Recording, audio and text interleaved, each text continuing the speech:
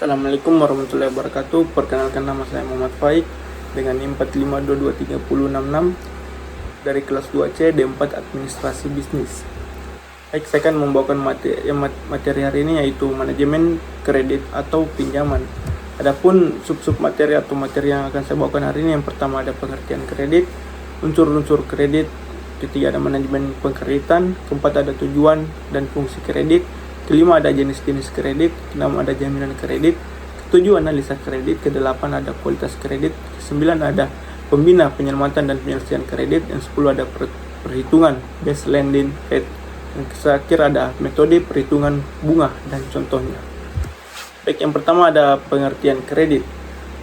Kredit berasal dari kata Latin creder yang artinya percaya.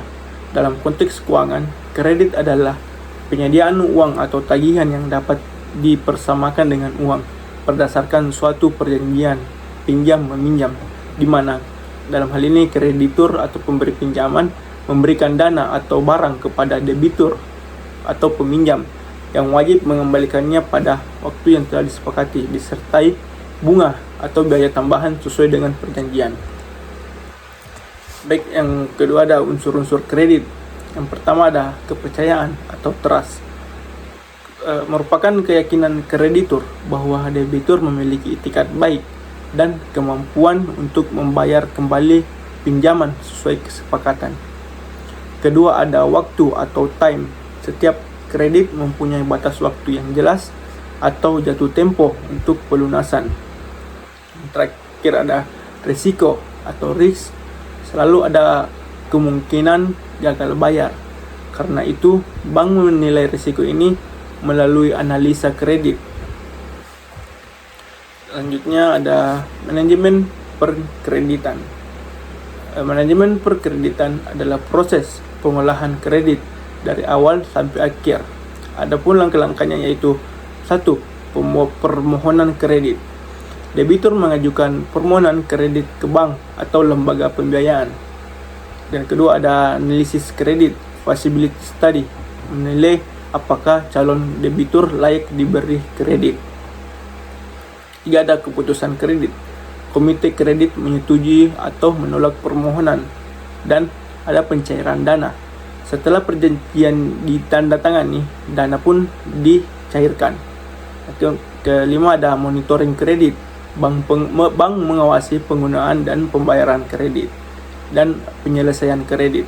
Kredit dilunasi atau jika bermasalah dilakukan pembinaan, penyelamatan atau penagihan hukum. Next, ada tujuan dan fungsi kredit. Meningkatkan daya beli. Kredit memungkinkan masyarakat untuk membeli barang atau jasa yang nilainya lebih besar daripada dana yang dimiliki saat ini. Dengan adanya fasilitas cicilan atau pinjaman, masyarakat dapat memenuhi kebutuhan konsumtif maupun produktif seperti pembelian rumah, kendaraan, atau alat produksi.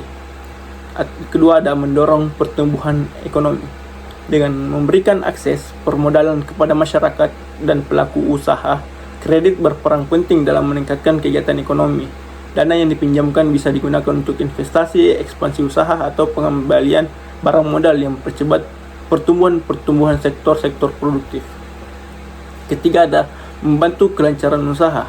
Kredit menyediakan likuiditas bagi pelaku usaha, terutama dalam menghadapi kebutuhan operasional harian seperti pembelian bahan baku, pembayaran gaji, atau biaya distribusi.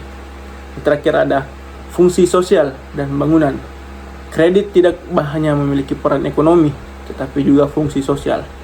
Kredit dapat digunakan untuk meningkatkan kesejahteraan masyarakat, misalnya melalui program kredit mikro untuk masyarakat berpenghasilan rendah atau kredit rumah subsidi.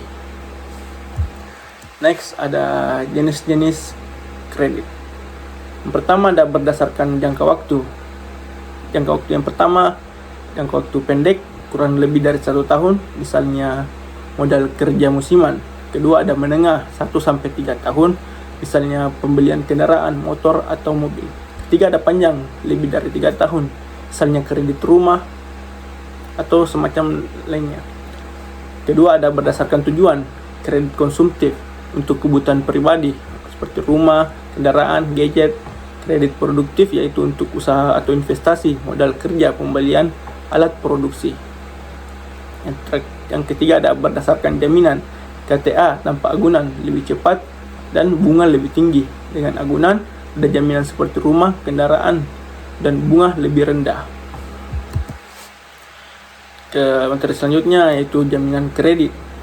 Merupakan aset milik debitur yang dijaminkan kepada bank untuk mengurangi risiko gagal bayar.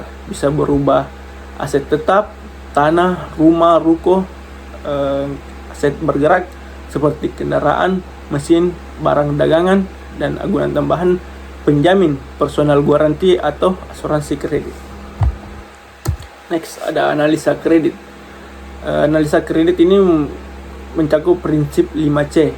Yang pertama yaitu karakter, riwayat, dan reputasi debitur. Apakah debitur punya catatan baik dalam pembayaran kredit sebelumnya? Yang kedua yaitu capacity, kemampuan membayar. Apakah seorang peminjam pendapatan debitur mencukupi untuk membayar cicilan? Yang ketiga yaitu kapital, kondisi keuangan atau aset dan ekuitas. Seberapa kuat struktur keuangan sang debitur. Dan keempat yaitu kolateral atau jaminan. Aset apa yang bisa dijadikan debitur jaminan bila debitur gagal bayar. Dan kelima yaitu condition of economy, yaitu situasi ekonomi dan industri. Apakah usaha debitur berada dalam sektor yang stabil? Baik, selanjutnya ada kualitas kredit atau kategori kredit dengan ciri-ciri utama yaitu lancar, seperti pembayaran tepat waktu dalam perhatian khusus, seperti terlambat 1-2 bulan, kurang lancar, seperti terlambat lebih dari 90 hari, diragukan, tidak ada pembayaran signifikan, macet atau hukum, tidak tertagih, dan sudah dilakukan upaya dalam penagihan. Next yaitu pembina, penyelamatan, dan penyelesaian kredit. Pembinaan memberikan bimbingan usaha atau edukasi manajemen keuangan. Untuk ini bertujuan agar usaha debitur pulih kembali. Dan ada pula penyelamatan untuk debitur seperti restrukturisasi kredit, reschedule, ubah jadwal pembayaran, reconditioning, ubah syarat dan ketentuan kredit, restructuring, ubah pokok atau bunga yang telah ditetapkan. Yang terakhir ada penyelesaian, penagihan secara hukum, termasuk lelang agunan melalui pengadilan atau KPKNL. Selanjutnya ada perhitungan base lending rate atau dalam hal ini BLR. Yang pertama ada biaya dana, overall cost, biaya operasional bank, margin keuntungan. Contohnya yaitu biaya dana 4%, biaya operasional 2%, margin 2%, dan BLR 8%. Bank menetapkan suku bunga kredit berdasarkan BLR ditambah premi risiko.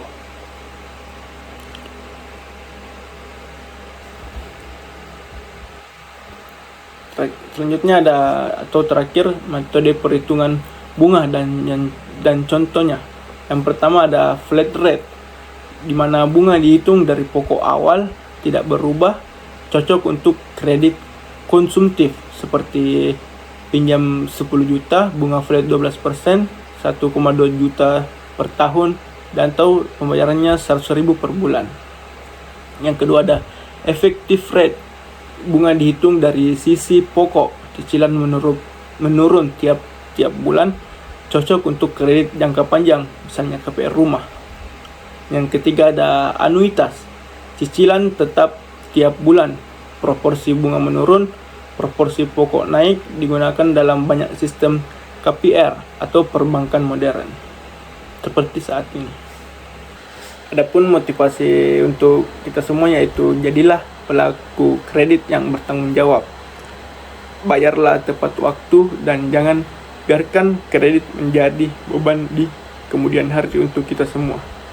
Bijak-bijaklah dalam melakukan suatu kredit, karena mungkin nanti itu semua akan menjadi masalah ke depan untuk masa depan kita. Baik, mungkin itu saja untuk materi hari ini. Terlebih dan kurangnya mohon dimaafkan. Assalamualaikum warahmatullahi wabarakatuh.